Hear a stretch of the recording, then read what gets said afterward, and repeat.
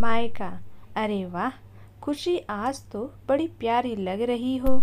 रक्षाबंधन वाले दिन प्रिया अपने मायके से वापस आई ही थी कि उसे खुशी बाहर ही मिल गई। चटक हरे रंग के लहंगा चोली और मांग टीका लगाए सजी धजी आज तो वो बिल्कुल अलग और बहुत सुंदर दिख रही थी।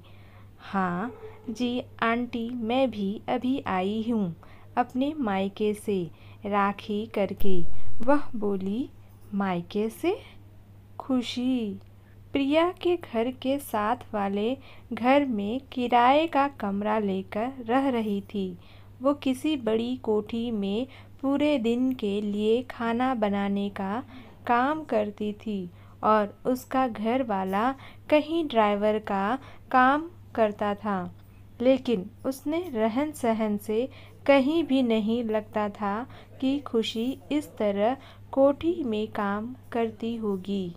सुबह जब घर से निकलती तो खूब बढ़िया से तैयार टीप टॉप होकर जाती। आते जाते जब भी प्रिया को दिखती या मिलती खूब अच्छे से मुस्कुराते हुए बात करती। मायके से आई हुई हूँ, उसका जवाब सुनकर उस समय तो प्रिया अंदर चली गई, लेकिन उसकी ये बात उसके दिमाग से निकल ही नहीं रही थी कि वो मायके गई हुई थी राखी का त्यौहार मनाने, क्योंकि कुछ दिन पहले ही तो उसने बताया था कि उसके माँ बाप तो बचपन में ही किसी दुर्घटना में चल बसे थे। परिवार में और कोई था नहीं, तो बस वो एक बार किसी दूर के रिश्तेदार के साथ गांव से शहर आ गई तो दोबारा कभी गांव गई ही नहीं। तो फिर आज अचानक से इसने ये क्यों बोला कि वो मायके गई थी भाइयों को राखी बांधने। अब सवाल तो प्रिया को बहुत उलझा रहे थे, लेकिन उसने जवाब तो तभी मिले जब खुशी बताती। लेकिन प्रिया को ज़्यादा समय उलझन में नहीं रहना पड़ा, क्योंकि इत्तेफाक से अगले दिन खुशी फिर से मिल गई और प्रिया के बिना पूछे ही उसने बताना शुरू कर दिया, क्योंकि शायद वो अंदर से जान गई होगी कि उसकी उस दिन वाली बात ने प्रिया आंटी के मन में कई सवाल उठा दिए होंगे। वह कहने लगी, आंटी आपको तो पता ही है मेरा तो मायका ही नहीं है। बचपन से बस कोठियों में काम करते करते ही बड़ी हुई हूँ, लेकिन मेरे पति रवि की मैं दूसरी पत्नी हूँ। उसकी पहली पत्नी का जब बच्चा हुआ तो वो चल बसी। फिर रवि की शादी मेरे साथ हुई।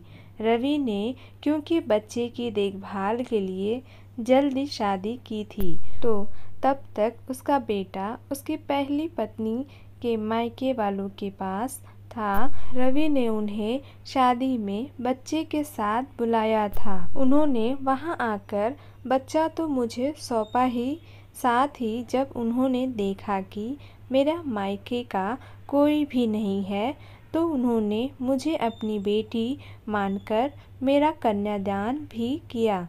इस तरह बच्चे को माँ मिल गई, मुझे मायका मिल गया और उनको बेटी मिल गई, और अब वो मुझे अपनी बेटी की तरह ही मान देते हैं और हर चीज़ त्योहार पर मुझे मायके का हर नेक वहीं से आता है।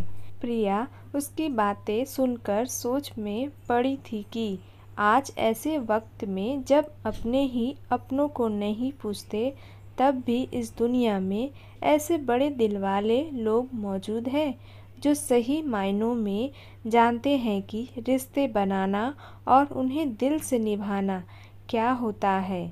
दोस्तों, आपको ये कहानी कैसी लगी कमेंट बॉक्स में ज़रूर बताएं।